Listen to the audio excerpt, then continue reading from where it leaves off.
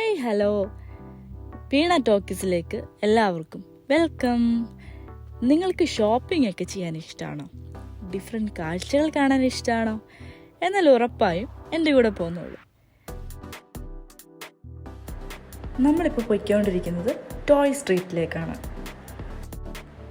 ഹോങ്കോങ്ങിലെ കളിപ്പാട്ടത്തെരുവ്.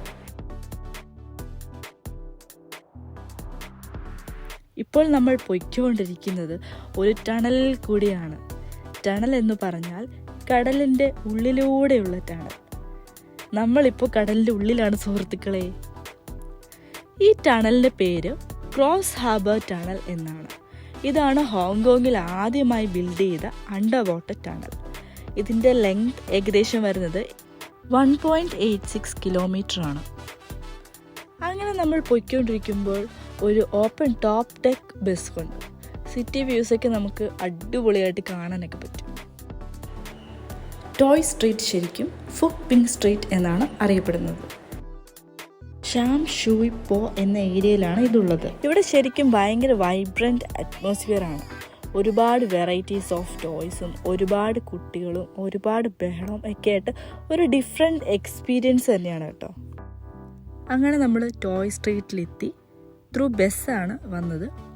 ശരിക്കും ഈ ടോയ് സ്ട്രീറ്റിൽ വന്നിട്ട് ഞാനും ഒരു 10 വയസ്സുള്ള കുട്ടിയായി മാറി എന്നുള്ളതാണ് സത്യം. ഞാനും ഭയങ്കര എക്സൈറ്റഡ് ആയിരുന്നു. എല്ലാ പ്രായത്തിലുള്ള കുട്ടികൾക്കുള്ള ടോയ്സ് ഇവിടെയുണ്ട്. ഇതൊക്കെ കളർ ബുക്സിൻ്റെ സെക്ഷനാണ് കേട്ടോ. എനിക്ക് സത്യത്തിൽ ഇവിടെയുള്ള എല്ലാ ടോയ്സും എടുത്താൽ കൊള്ളാമെന്നുണ്ടായിരുന്നു. ബട്ട് എൻ്റെ മോന് 1 ഇയർ പോലും ആവാത്തത് കൊണ്ട് ഓപ്ഷൻസ് കുറവായിരുന്നു. എന്നാലും കുഞ്ഞിന് പറ്റുന്ന പോലെയുള്ള ചെറിയ സോഫ്റ്റ് ടോയ്സ് ഒക്കെ നമ്മൾ വാങ്ങി. പിന്നെ നമ്മളുടെ ഏറ്റവും ക്ലോസ് ആയിട്ടുള്ള സുഹൃത്തുക്കളുടെ കുഞ്ഞുങ്ങൾക്ക് നമ്മൾ കുറച്ച് ടോയ്സ് ഒക്കെ മേടിച്ചു. ഗേൾസിനും ബോയ്സിനും ഒക്കെ ഈക്വലായിട്ടാണ് ഇവിടെ ടോയ്സ് ഉള്ളത്. ശരിക്കും ഇതൊക്കെ കണ്ടിട്ട് എൻ്റെ ഉള്ളിലെ ഒരു ചൈൽഡിഷ് ക്യാരക്ടർ പുറത്തു വന്നു എന്നുള്ളതാണ് ഏറ്റവും വലിയ സത്യം.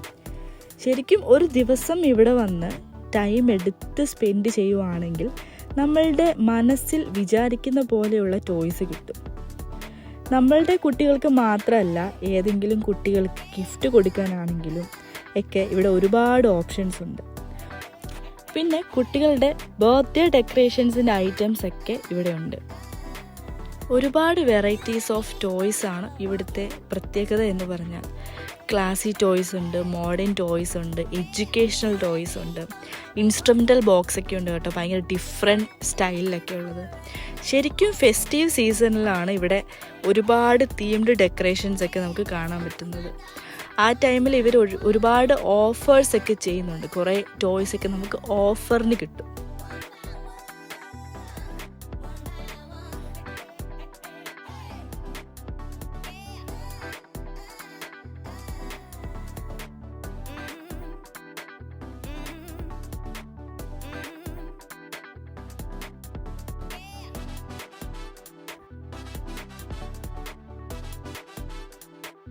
ഇതൊക്കെ ഡ്രോയിങ് ബുക്കിൻ്റെ സെക്ഷനാണ്. ഫ്രോസിൻ്റെ പടമൊക്കെ കൊടുത്തിട്ടുണ്ട്.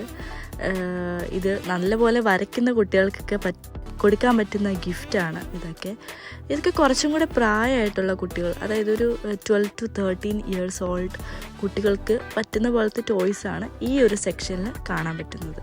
പിന്നെ കുറേ ആർട്ടിസ്റ്റിക് ടൈപ്പ് ഓഫ് ടോയ്സ് ഇതൊക്കെ ഇവിടെ അവൈലബിൾ ആണ്. ഇതൊക്കെ ബിഗിനർ ലെവലിലുള്ള കുട്ടികൾക്ക് നോക്കി സ്കെച്ച് ചെയ്യാൻ പറ്റിയ രീതിയിലുള്ള ബുക്സും കാര്യങ്ങളൊക്കെയാണ്. കിട്ടിയ സാധനങ്ങളൊക്കെ ഞാൻ വാരിയെടുത്ത് ബില്ലിംഗ് സെക്ഷനിലേക്ക് പോയി. ബില്ലിംഗ് ഒക്കെ ചെയ്തു. ബില്ലിംഗ് ചെയ്തുകൊണ്ടിരിക്കുന്ന ടൈമിൽ ഞാൻ ഹസ്ബൻഡിൻ്റെ മുഖത്തേക്ക് നോക്കാറില്ല. കാരണം ഈ ഒരു ടൈമിൽ നമ്മൾ നോക്കാതിരിക്കുന്നതാണ് നമ്മുടെ മെൻ്റൽ ഹെൽത്തിന് നല്ലത്. അങ്ങനെ ടോയ് സ്ട്രീറ്റിൽ നിന്നും ഞങ്ങൾ നെക്സ്റ്റ് പോകുന്നത് ഫ്ലവർ സ്ട്രീറ്റിലേക്കാണ്. കഷ്ടപ്പെട്ട് ഞാൻ വീഡിയോ എടുത്തുകൊണ്ടിരിക്കുമ്പോൾ ഒരുത്തൻ എന്നെ വന്ന് കൊഞ്ഞനം കുത്തി കാണിച്ചിട്ട് പോയി. അപ്പം ഞാൻ ശ്രദ്ധിച്ചില്ല. ഇപ്പോഴാണ് ഞാൻ ശ്രദ്ധിക്കുന്നത്.